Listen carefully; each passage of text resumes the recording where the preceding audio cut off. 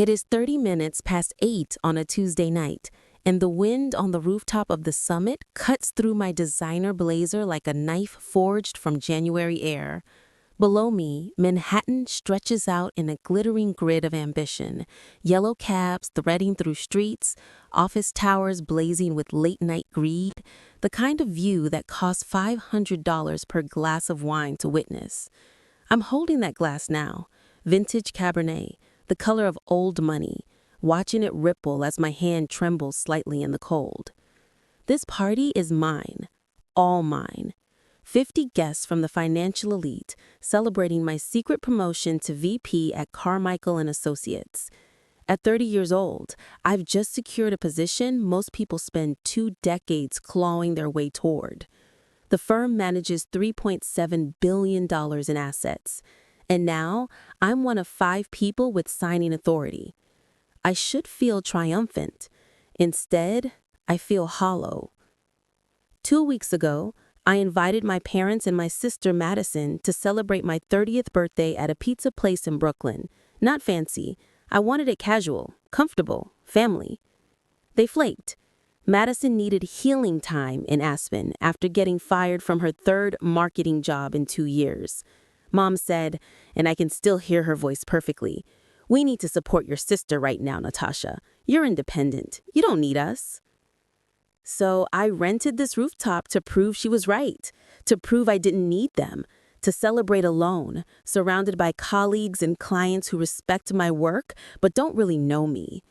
The irony tastes more bitter than the wine. The elevator chimes. 4 men step out. They're wearing suits, but not the kind you see at parties like this. These are off-the-rack, functional, forgettable, the kind designed to blend in anywhere while screaming federal agent to anyone paying attention. They move through the crowd with military precision, and I watch their trajectory with growing dread because I can see exactly where they're headed. Toward me. They box me in against the glass railing, cutting off every escape route with the practiced efficiency of people who've done this 1,000 times. The lead agent is tall, gray-haired, with eyes like a balance sheet. Cold, analytical, missing nothing.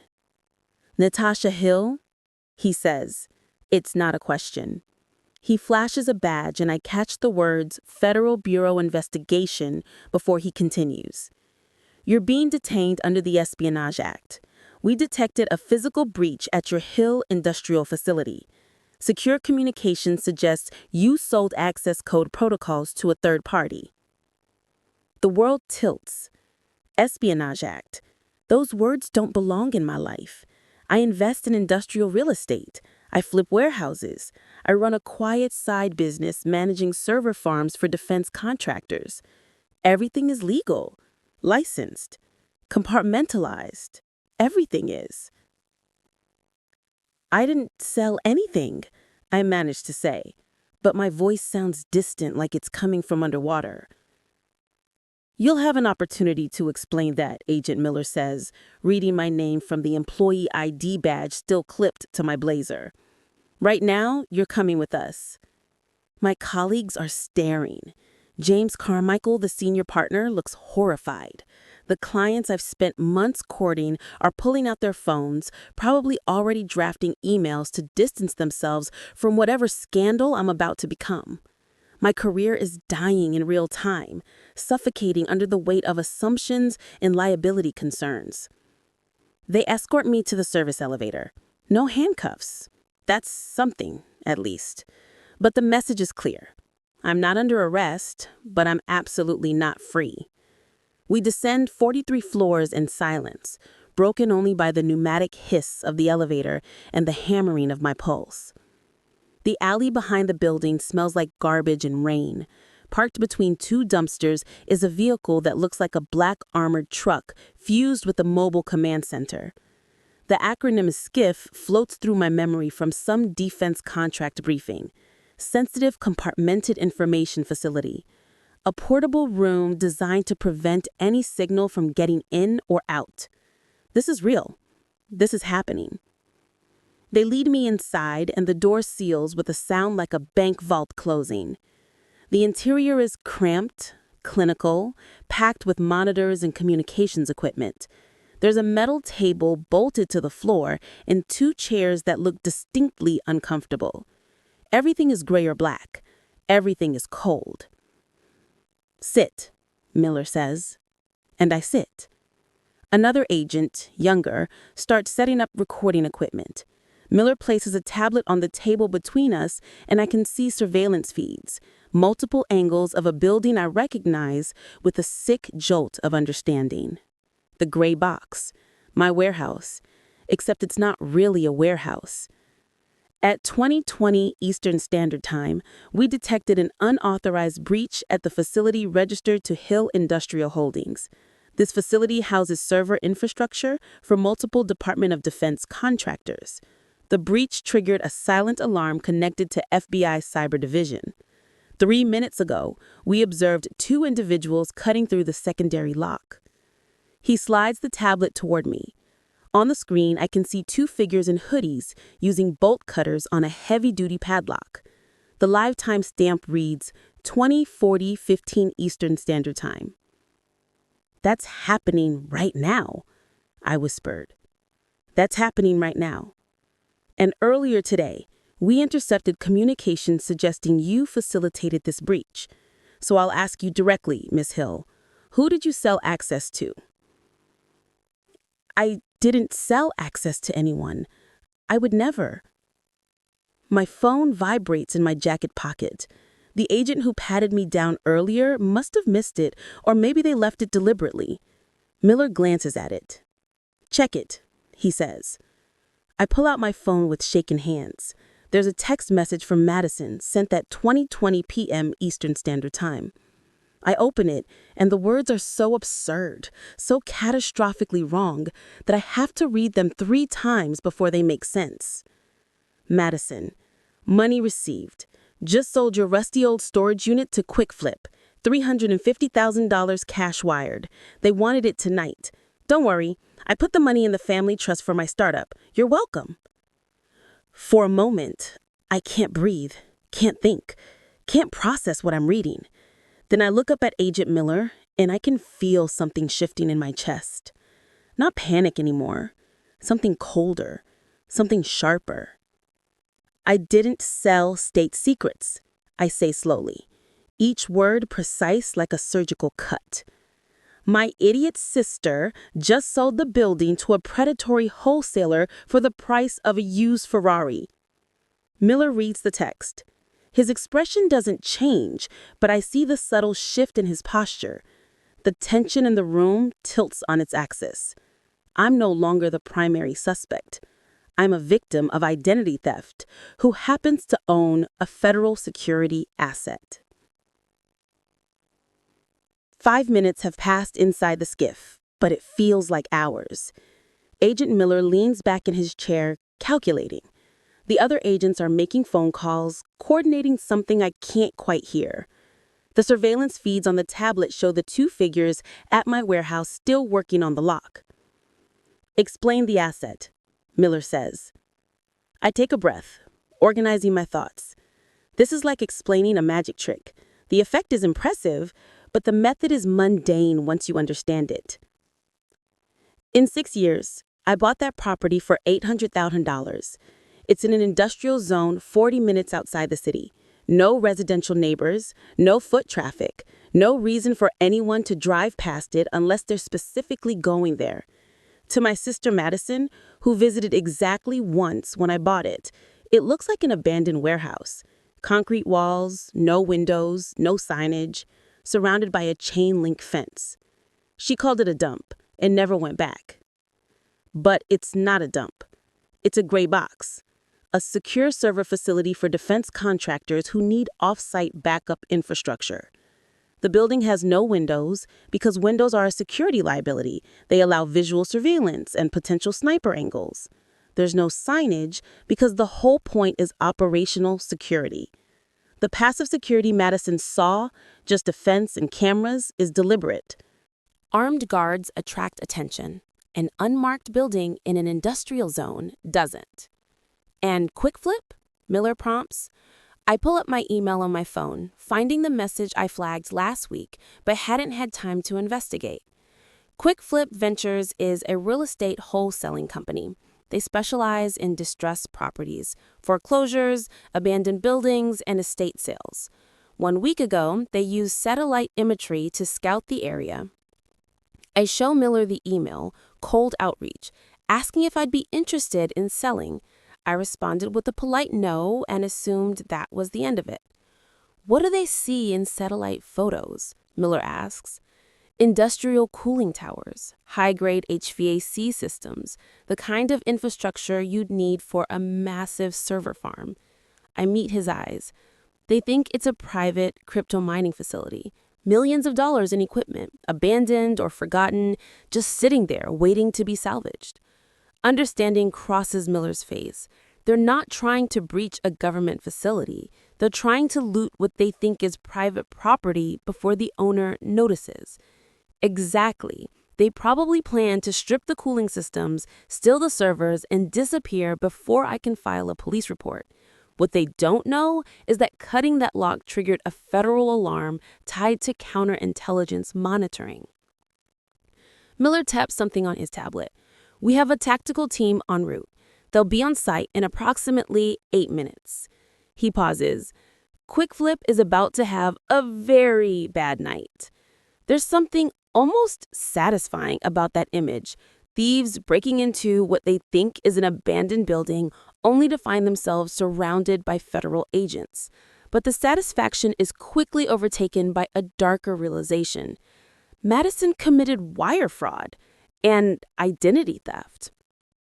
Yes, Miller agrees. To execute a sale, she would have needed to forge corporate documents, sign contracts in your name, and wire transfer the proceeds. That's multiple federal crimes. I should feel something. Fear for my sister, guilt, familial obligation. Instead, I feel nothing but a cold, distant curiosity about what happens next. Maybe I'm in shock. Maybe I've finally run out of emotional capacity for a family that's never shown up for me. "I need to check my voicemail," I say. Miller nods. I navigate to my messages. There's one from Mom sent at 19:50 p.m. EST, half an hour before the sale closed. It's marked as a voice note sent to the family group chat. I almost don't want to listen. Some instinct warns me that whatever's on this recording will change something fundamental. I press play. Mom's voice fills the cramped skiff, and I realize immediately she doesn't know she's recording. She's talking to Dad in the background, her words slightly muffled but perfectly clear.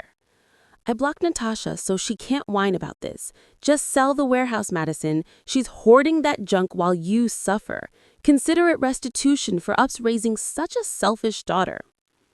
The recording continues.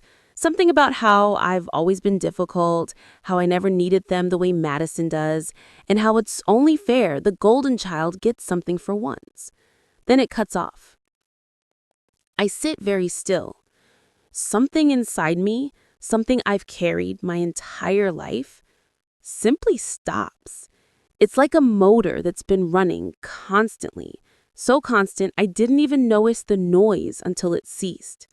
That desperate, aching need for my parents' approval, the voice that always wondered if maybe I could just be better, work harder, achieve more, and then they'd finally see me, that voice goes silent.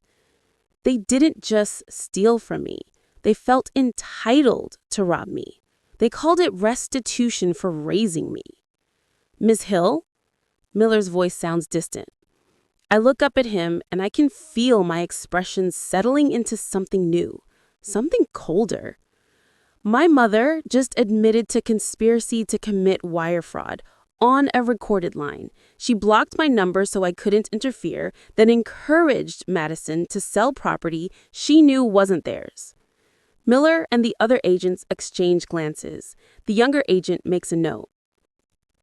"To clear your name completely and secure the facility, we need Madison's confession on record. We have the text message, but a recorded admission would make the case airtight." I understand what he's asking. He wants me to call Madison and get her to incriminate herself while the FBI listens. Part of me knows I should feel conflicted. The old Natasha, the one that existed 15 minutes ago, would have agonized over betraying family. But that Natasha heard restitution for raising such a selfish daughter. That Natasha is dead. I need my attorney on standby, I say calmly. Ethan Vance. He specializes in corporate fraud cases. Miller nods. We can conference him in. While they set up the call with Ethan, I pull up my digital LLC records on my phone. Incorporation documents, tax filings, property deeds, all stored in encrypted cloud storage. Everything proves I'm the sole owner of Hill Industrial Holdings. Everything proves Madison had no authority to sell anything. Ethan answers on the second ring. I give him the abbreviated version. FBI detention, sister sold federal security asset, need to trap her on recording. To his credit, he doesn't waste time with questions. I'll monitor the call. Don't admit to anything. Let them talk.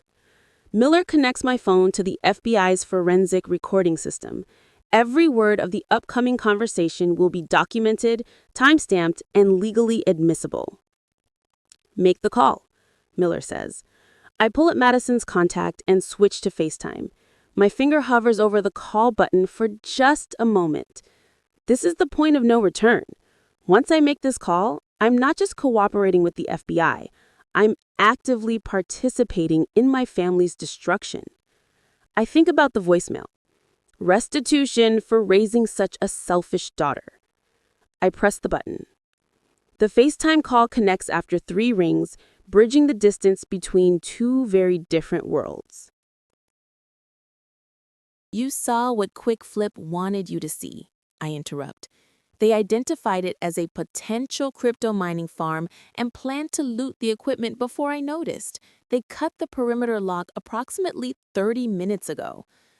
Now she's starting to look uncertain. Dad appears in the frame behind her, his face flushed with wine and firelight. Stop lying, Natasha. You're just jealous because Madison actually did something productive for once. His words are slightly slurred. We checked the satellite view. It's a server farm. Madison sold it for scrap value. Honestly, you should be thanking her for finally monetizing that waste of money. I lean forward slightly. Did Mom tell you she sent a voicemail to the family group chat? The one where she said selling my property was restitution for raising me? Dad's expression darkens.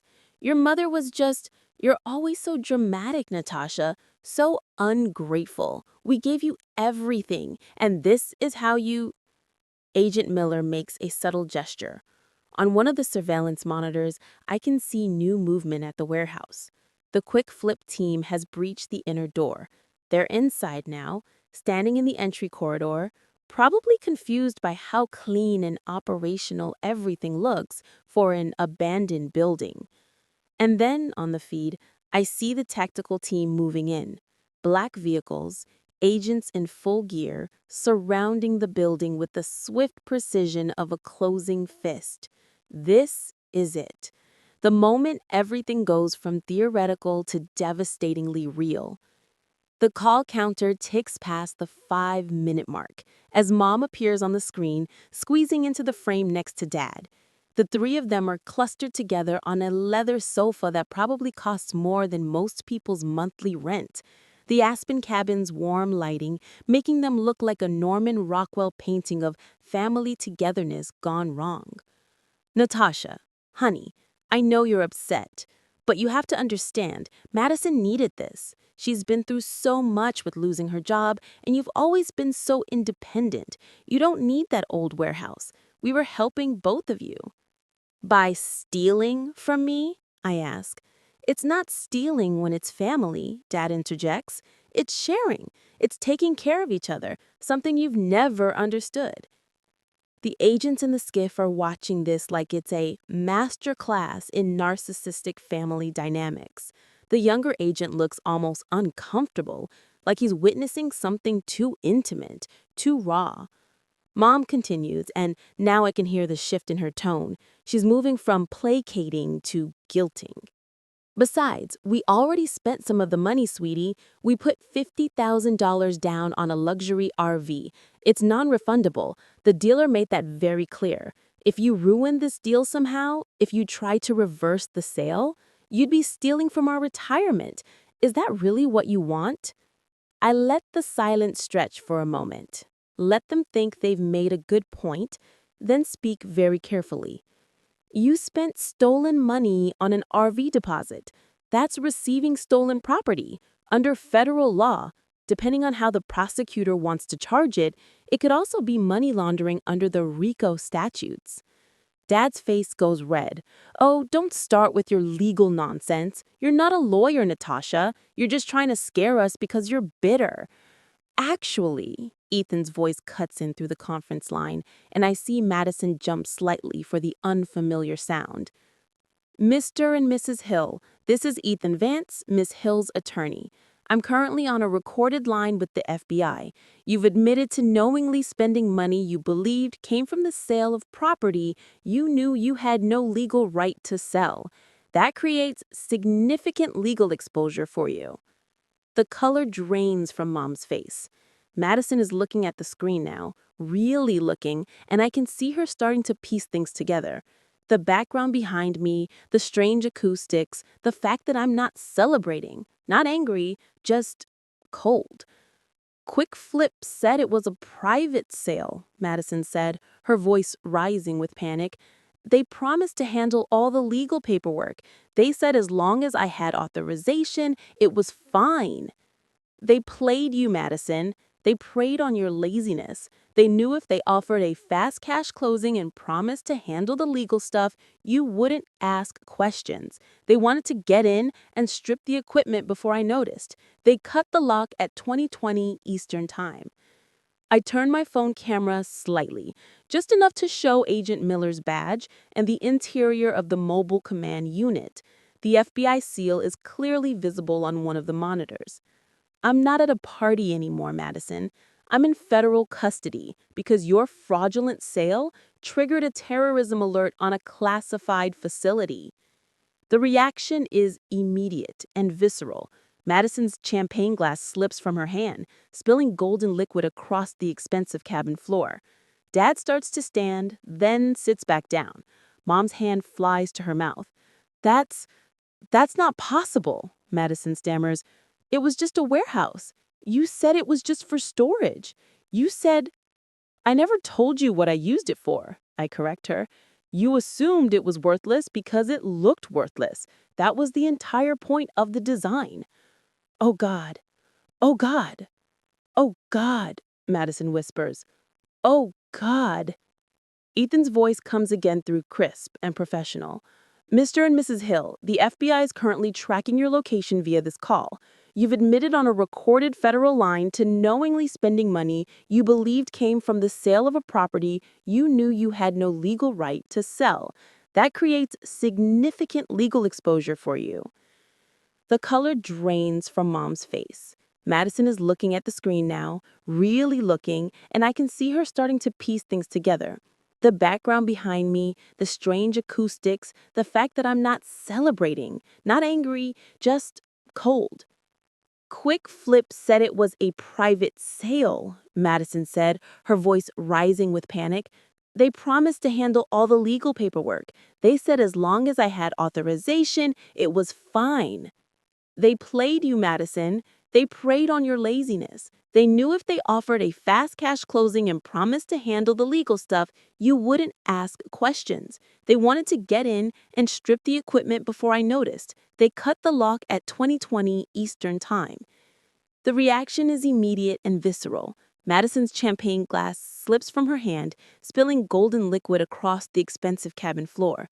Dad starts to stand, then sits back down. Mom's hand flies to her mouth. That's not possible, Madison stammers.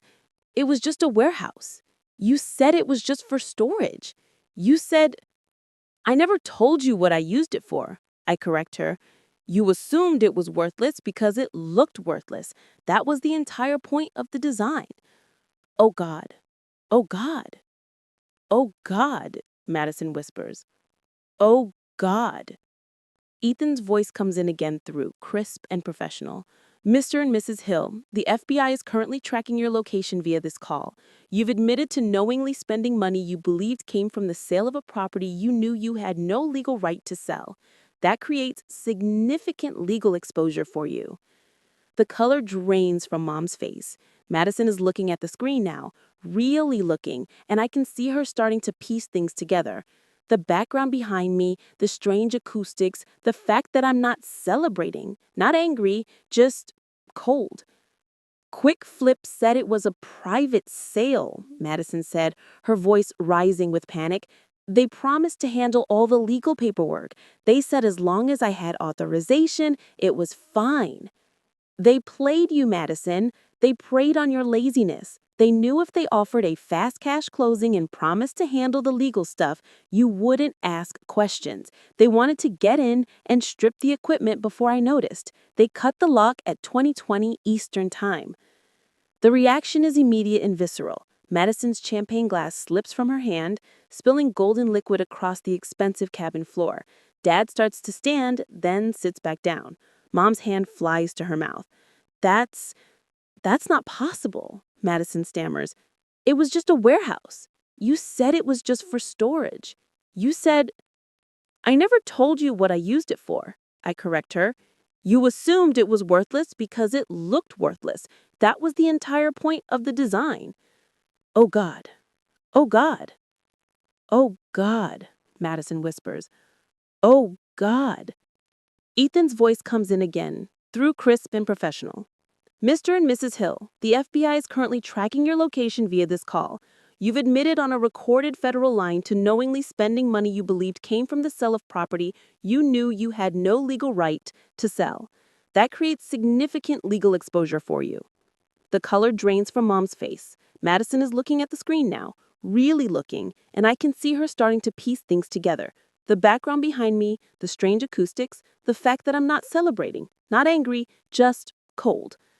Quick Flip said it was a private sale. They promised to handle all the legal paperwork. They said as long as I had authorization, it was fine. They played you, Madison. They preyed on your laziness. They knew if they offered a fast cash closing and promised to handle the legal stuff, you wouldn't ask questions. They wanted to get in and strip the equipment before I noticed. They cut the lock at 2020 Eastern Time. I turned my phone camera slightly, just enough to show Agent Miller's badge and the interior of the mobile command unit. The FBI seal is clearly visible on one of the monitors. I'm not at a party anymore, Madison. Both operations happen simultaneously, both traps springing shut at the exact same moment. Madison's screen jerks wildly as agents enter the cabin. I hear her screaming, I didn't know. It was just a warehouse. I didn't know.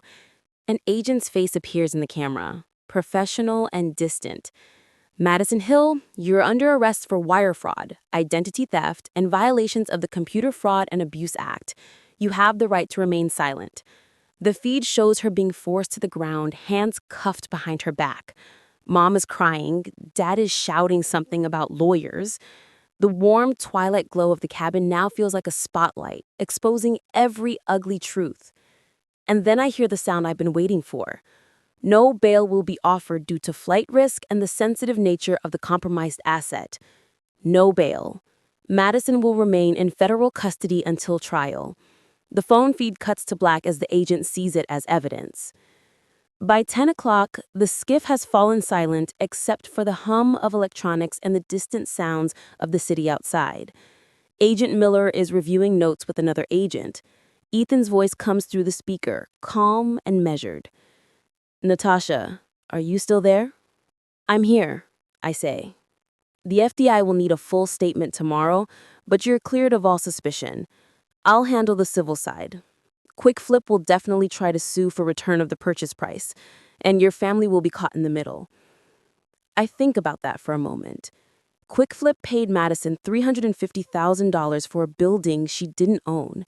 Now that the sale is void, they'll want their money back. But Madison put it in the family trust, which really means she and our parents spent it.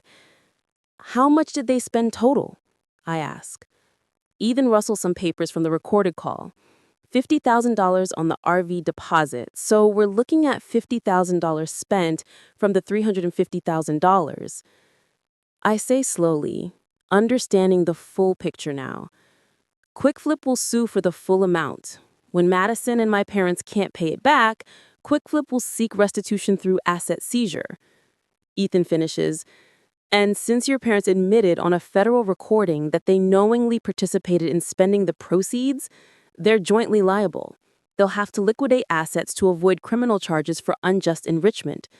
Their house, the house I grew up in, the house they're so proud of, the house in the nice neighborhood with the good schools, they'll have to sell it to pay back money they stole from you.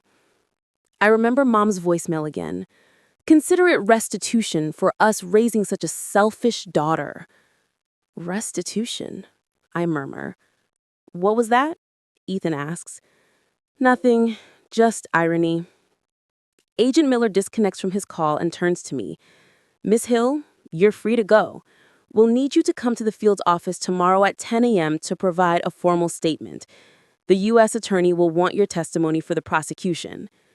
I stand up, my legs stiff from sitting in the cramped space. What happens to Madison? I ask. Federal detention facility overnight, then arraignment tomorrow afternoon. Given the nature of the charges and the security implications, I doubt the judge will grant bail. If she pleads guilty and cooperates fully, she's looking at 8 to 10 years. If she fights it and loses at trial, it could be 15. 8 to 10 years. Madison is 26 now. She'll be in her mid-30s before she's free. I should feel something about that. Horror, maybe? Guilt? But all I feel is a distant sense of justice being served, like watching a math equation balance correctly. Thank you, Agent Miller. He nods. I'm sorry for the interruption to your evening, Miss Hill. For what it's worth, you have an impressive operation. The security architecture is solid. We'll make sure it stays secure going forward. They open the skiff door and I step out into the New York night. The alley smells like rain and garbage, but after the recycled air of the command vehicle, it smells like freedom. My phone buzzes with notifications I'd muted during the call, but now everything is flooding in. Texts from colleagues asking if I'm okay. An email from James Carmichael asking me to call him immediately. 3 missed calls from building security at the summit. And one notification makes me stop walking. A request from my bank for authorization to pay a legal retainer for Madison Hill. They want me to pay for her defense attorney. I stare at that notification for a long moment. The old Natasha, the one from this morning, would have agonized over this. Family helps family, right? Even when they've betrayed you, even when they've called you selfish, even when they've tried to rob you blind. But I'm not that Natasha anymore. I press decline. Then, I block the bank from sending any more requests related to Madison's legal fees. I block Mom's number. I block Dad's number. I block every connection to a family that never saw me as anything more than a resource to be exploited. My phone buzzes again. It's a text from James Carmichael. Call me when you can. We need to talk about tonight. I debate ignoring it, but he deserves an explanation. I call him. Natasha, what the hell happened?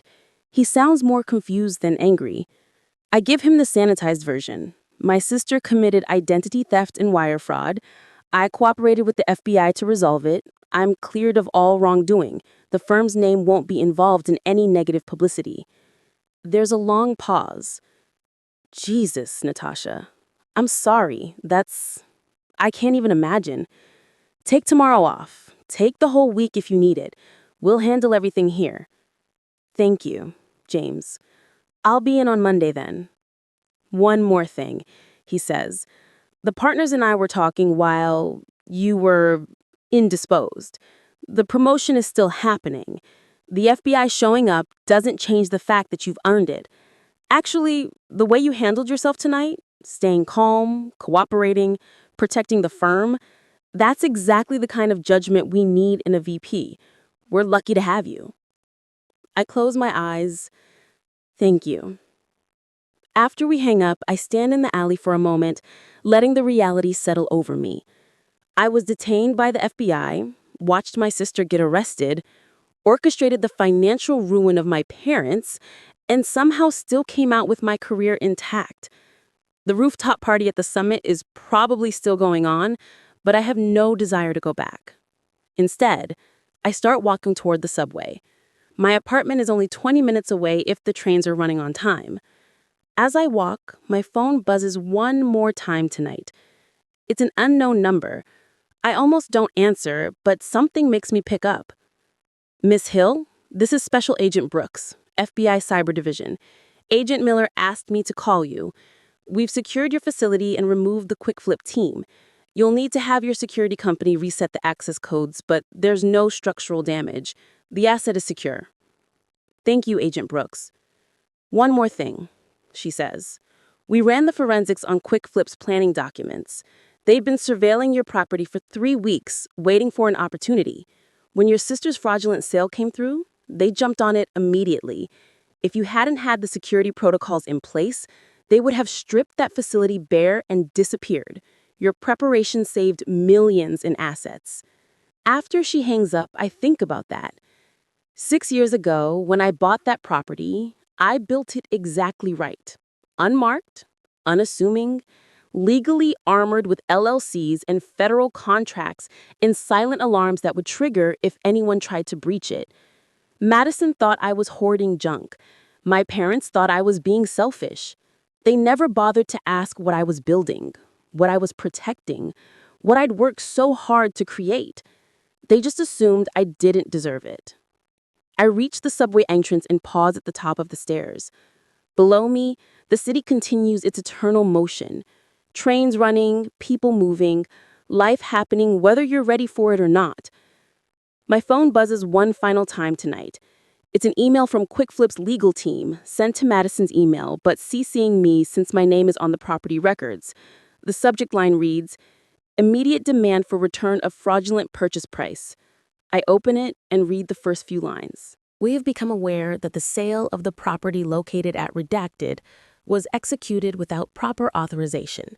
We demand immediate return of the full purchase price of $350,000 within 72 hours, or we will pursue all available legal remedies, including but not limited to civil litigation and criminal complaints for fraud. 72 hours. They want their money back in 3 days. Madison doesn't have it. My parents spent $50,000 of it. Even if they liquidate everything immediately, it won't be fast enough. I could help them. I have the money. I could write a check for $350,000 right now and make this all go away for them. But I remember Mom's voice. Restitution for raising such a selfish daughter. I forward the email to Ethan with the single line, "I will not be providing financial assistance to resolve this matter." Then I head down into the subway, leaving the cold night air behind. 6 months have passed since that night in the alley. The office is quiet at 7 a.m. The building's still half asleep, the morning light just starting to filter through the floor-to-ceiling windows. My coffee is still hot, steam rising from the ceramic mug as I review the quarterly financials for my real estate portfolio. I'm sitting in a corner office on the 42nd floor of a building in Lower Manhattan. The building used to belong to Quick Flip Ventures before they went bankrupt. I bought it at a foreclosure auction for 60 cents on the dollar. The irony isn't lost on me. Quick Flip collapsed under the weight of the federal investigation. It turned out my facility wasn't the first time they'd used questionable methods to acquire properties. The FBI found evidence of multiple fraudulent transactions, forged documents, and coordination with organized theft rings. The company dissolved within 3 months, and all their assets went to auction. I bought their headquarters, gutted it, renovated it, and now it houses the expanded offices of Hill Industrial Holdings, along with my new venture capital fund focused on secure infrastructure development. My phone buzzes. It's a news alert. Madison Hill sentenced to 8 years in federal prison for wire fraud. I read the article. She took a plea deal, cooperated with prosecutors, and showed appropriate remorse. The judge still gave her 8 years because, as the sentencing memo stated, Her actions compromised national security assets and demonstrated a pattern of entitled disregard for the law. My parents avoided prison by immediately liquidating their house and repaying Quick Flip in full. They also had to pay restitution fines totaling an additional $75,000 for their role in spending the stolen money. Last I heard, they're living in a 2-bedroom apartment in a suburb 40 miles from the city. Dad took a job as a regional manager at a retail chain. Mom works part-time at a garden center. They call sometimes. Different numbers, borrowed phones, always the same message. Please, Natasha, we're family. We made a mistake. Don't you believe in forgiveness? I changed my number after the third call. The door to my office opens and my assistant Claire pokes her head in. Your 8 a.m. is here early. Should I send her in or have her wait? Send her in, I say. A young woman enters, maybe 23 or 24, wearing a slightly too big blazer and clutching a portfolio like a shield. She's nervous. I can tell by the way she stands, uncertain whether to approach my desk or wait for an invitation. Miss Hill, she says, thank you so much for meeting with me. I'm Mari Brooke. I'm the intern from our satellite office. I know. Sit down, Mari. Call me Natasha. She sits, placing the portfolio carefully on her lap. I wasn't sure you'd actually want to meet. I know you're busy and You're the intern who identified a critical security vulnerability in our Newark facility's access control system, the vulnerability that could have cost us millions if exploited. That's not just anything. She blushes. I was reviewing the security logs and noticed an inconsistency in the timestamp protocols. It seemed worth mentioning. It was worth a $10,000 bonus, which you'll see in your next paycheck. It was also worth this meeting. I wanted to talk to you about your career trajectory here. Her eyes widen. My career? I'm just an intern. I haven't even graduated yet. That's the point.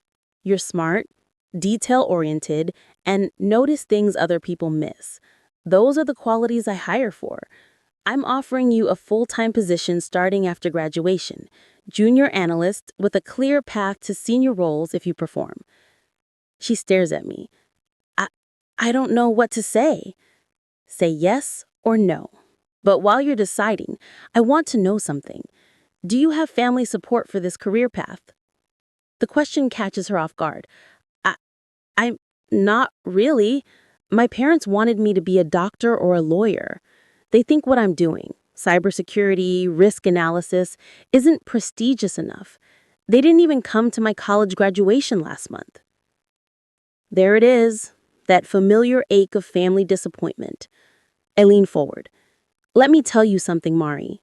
The people who are supposed to support you, the ones who share your blood, sometimes they're the last to see your value.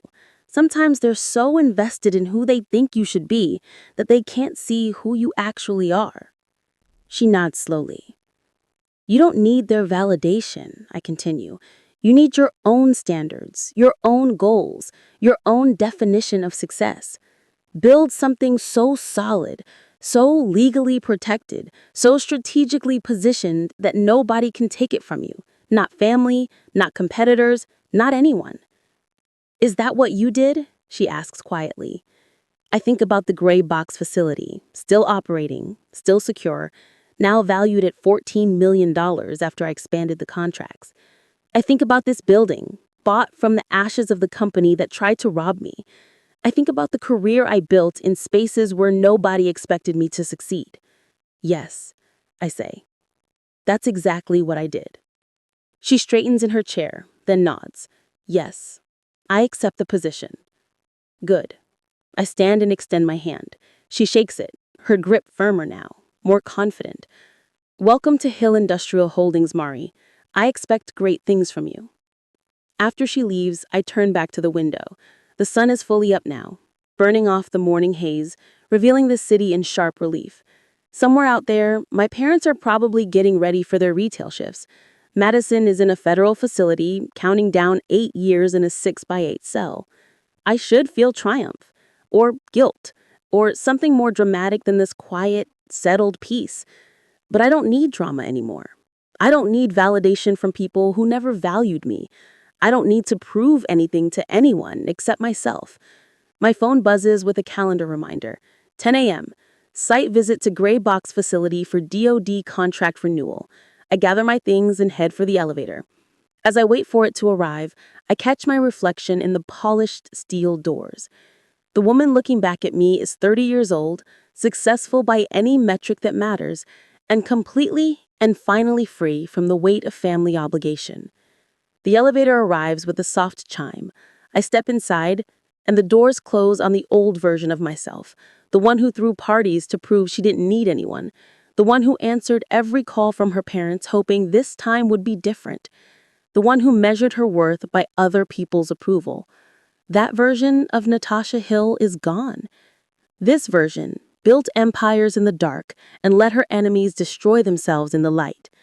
This version knows that the best revenge isn't cruelty, it's success so complete, so undeniable, that the people who underestimated you have no choice but to live with the consequences of their own choices.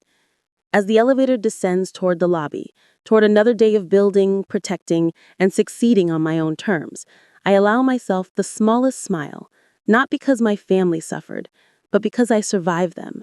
And surviving, I learned, is just the beginning of becoming someone they could never diminish again.